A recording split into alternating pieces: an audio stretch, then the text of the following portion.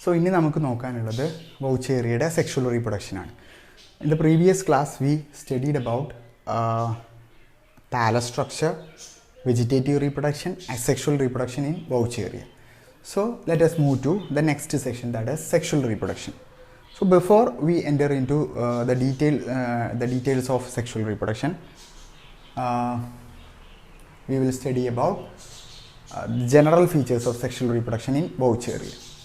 So, it occurs in moist land if the species is terrestrial, and if it is aquatic, then it will occur in still water, not in running water.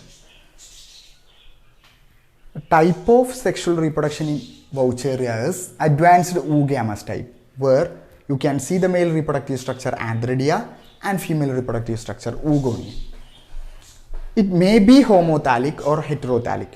What do you mean by homothallic or heterothallic? That homothallic means if the male and female reproductive structure is present on the same thallus, then it is known as homothallic. If it is on the different thallus, then it is known as heterothallic species.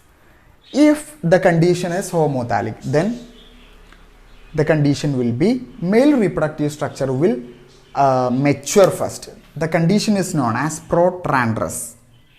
Pro means before, androus means development of antheridia. Antheridial development occurs before the maturation of female reproductive structure oogonia.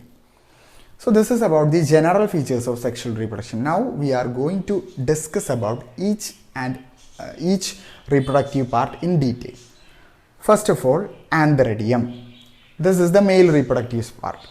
It develops from main branch or lateral branch, or main or lateral filaments. So their structure is tubular and is curved. This represents the male reproductive structure. It is a tubular structure which is curved or hook-like structure. Okay, this is the male reproductive structure. This is the mature female reproductive structure oogonia. So, at their developmental stage,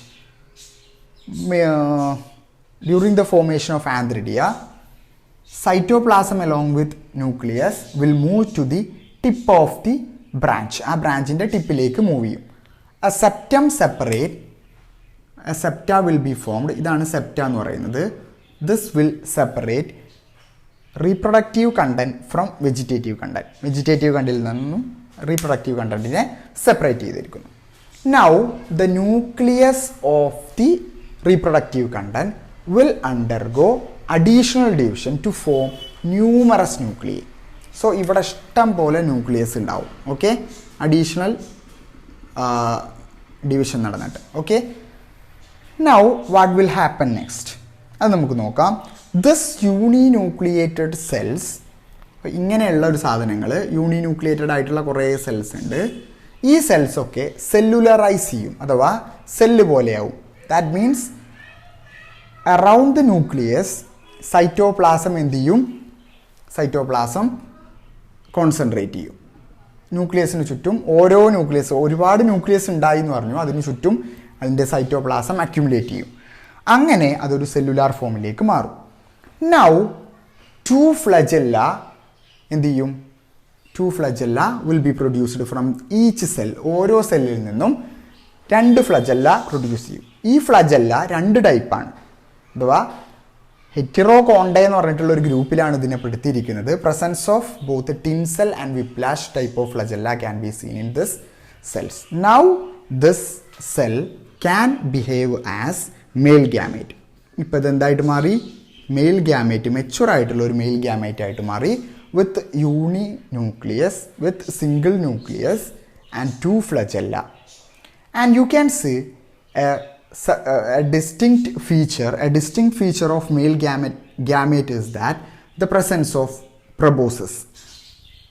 Proboscis you have heard about, Ashel Mindasum, leech maybe you have heard about. Attachment in പറ്റി പിടിച്ചിരിക്കാൻ വേണ്ടി സഹായിക്കുന്ന ഒരു സ്ട്രക്ചറാണത്. അതുപോലത്തെ ഒരു structure ഇതിനുണ്ട്, mail ഗ്യാമേറ്റിനുണ്ട്. അപ്പോൾ അതിനെയാണ് പ്രൊബോസസ് എന്ന് പറയുന്നത്. ഇത്രയാണ് ആന്ത്രിഡിയത്തിനെ കുറിച്ചിട്ട് പറയാനുള്ളത്. Now let us move to the female reproductive structure, oogonia. So this picture represents the development of male and female reproductive structure, antheridia and oogonia. Oogonia will arise as a small protuberance on the from the lateral side of antheridia if it is a homothallic species. Homothallic species ആണെങ്കിൽ ആന്ത്രിഡിയത്തിൻ്റെ lateral സൈഡിൽ നിന്നും ആര് develop ചെയ്യും? Oogonia ഒരു small protuberance ആയിട്ട് വളരും. പിന്നീട് അത് വലുതായി റൗണ്ട് ഓഫ് ചെയ്തിട്ട് ഇങ്ങനത്തെ ഒരു സ്ട്രക്ചറായിട്ട് മാറുകയാണ് ചെയ്യുക. During the formation of oogonia numerous nuclei and cytoplasm will move to this small protuberance, and it will form a dense mass of cytoplasm, and this dense mass of cytoplasm is known as wanderplasm. Okay, now along with this cytoplasm and nuclei, the whole structure will round off to form mature oogonia. Okay, now നമുക്ക് mature ഊഗോണിയത്തിൻ്റെ സ്ട്രക്ചറിൽ എന്തൊക്കെ ഉണ്ട് എന്നുള്ളത് നോക്കാം. Mature ഊഗോണിയത്തിന് ഒരു beak like structure ഉണ്ട്. ഇവിടെ ഒരു ബീക്ക് ലൈക്ക് സ്ട്രക്ചർ ഉണ്ട്. ഓക്കെ, മെച്ചുവർ ഊഗോണിയത്തിൻ്റെ സ്ട്രക്ചറാണ് ഈ പറയുന്നത്. അതിനൊരു ബീക്ക് ലൈക്ക് സ്ട്രക്ചർ ഉണ്ട്, ഒരു കൊക്ക് പോലത്തെ ഒരു സാധനം. ഓക്കെ, അതിനൊരു സിംഗിൾ ന്യൂക്ലിയസേ ഉണ്ടാവുള്ളൂ. And A receptive spot is there. ഈ റിസപ്റ്റീവ് സ്പോട്ട് എന്തിനാന്ന് ചോദിച്ചു കഴിഞ്ഞാൽ മെയിൽ ഗ്യാമേറ്റുകളുടെ പ്രൊബോസിസ് വന്ന് അറ്റാച്ച് ചെയ്യാനുള്ള സ്ഥലമാണ് റിസപ്റ്റീവ് സ്പോട്ട്. അപ്പം ഇത്രയാണ് ഊഗോണിയത്തിൻ്റെ സ്ട്രക്ചർ എന്ന് പറയുന്നത്. ഇനി നമുക്ക് ഫെർട്ടിലൈസേഷൻ നടക്കുമ്പോൾ എന്ത് സംഭവിക്കുന്നു എന്നുള്ളത് നോക്കാം. ഫെർട്ടിലൈസേഷൻ്റെ സമയത്ത് മെച്യൂർ ആയിട്ടുള്ള ആന്ത്രിഡിയത്തിൽ നിന്നും ആര് ലിബറേറ്റ് ചെയ്യും? ഈ ആന്ത്രോസോയിഡ്സ്, ബൈഫ്ലജലേറ്റഡ് ആയിട്ടുള്ള ആന്ത്രോസോയിഡ്സ് ലിബറേറ്റ് ചെയ്യും.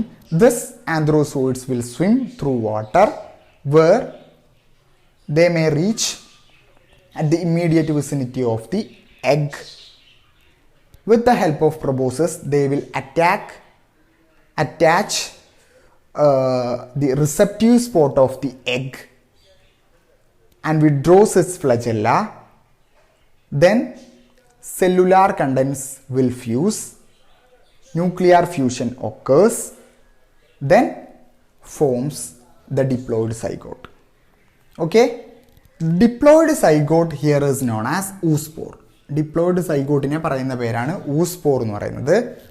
അപ്പോൾ ഈ ന്യൂക്ലിയസും ഇതൊക്കെ തമ്മിൽ ഫ്യൂസ് ചെയ്തു. ഇവിടെ പ്രൊബോസിസിൻ്റെ ഹെൽപ്പോട് കൂടി റിസപ്റ്റീവ് സ്പോട്ടിൽ വന്ന് അറ്റാച്ച് ചെയ്തു. ദെൻ എല്ലാ സംഭവങ്ങളും കഴിഞ്ഞു. ഇപ്പോൾ നമ്മളെടുത്ത് സൈഗോട്ട് ഉണ്ട്. Zygote undergoes meiosis two form 4 nucleus. Out of 4, 3 degenerate, ഒന്ന് മാത്രം റിമൈനിങ് ആയി ആക്റ്റീവായിട്ട് നിൽക്കും. This active remaining one will undergo additional division, additional mitotic division to form a multinucleate mass, and it will transform into the thallus ആയിട്ട് മാറും. അപ്പോൾ ഇത്രയാണ് നമുക്ക് ഇതിനെക്കുറിച്ചിട്ട് സെക്ഷൽ റീപ്രൊഡക്ഷനെ കുറിച്ചിട്ട് പറയാനുള്ളത്. ഇനി നമ്മൾ അതിൻ്റെ ഒരു ലൈഫ് സൈക്കിൾ റെപ്രസെൻറ്റ് ചെയ്യുകയാണെങ്കിൽ Vaucheria which is gametophytic or haploid. Then gametes produce ചെയ്യും from antheridia and oogonia respectively. ആന്ത്രോസോയിഡും എഗ്ഗും ഉണ്ടാകും. ഫെർട്ടിലൈസേഷൻ നടക്കും. Diploid zygote or oospore ഉണ്ടാകും. This oospore undergoes meiosis to form 4 haploid nucleus. From out of 4, 3 degenerate. The remaining one will be active and will undergo additional mitotic division to form a multinucleate mass and to form Vaucheria. So this is about the sexual reproduction. Coming to the vegetative reproduction, it reproduces by means of a fragmentation only. Okay, so Vaucherial thallus may get fragmented. Each fragments will regenerate the whole thallus. Then asexual reproduction, it reproduce by means of zoospore, aplanospore, achaenids. Vaucheria, from Vaucheria, zoospore will be formed. Zoospore will reproduce Vaucheria thallus. So as aplanospores and achaenids. So ഇത്രയാണ് നമുക്ക് അതിൻ്റെ sexual റീപ്രൊഡക്ഷനെ കുറിച്ചിട്ട് പഠിക്കാനുള്ളത്. ഇനി നമുക്ക് 3 ടൈപ്പാണ് പഠിക്കാനുള്ളത്. ഒന്ന് ഡയറ്റംസ്, രണ്ടാമത്തേത് സർഗാസം, മൂന്നാമത്തേത് പോളിസൈഫോണിയ. അതോടെ നമ്മളുടെ ആൽഗൈ എന്നുള്ള ടോപ്പിക്ക് തീരും.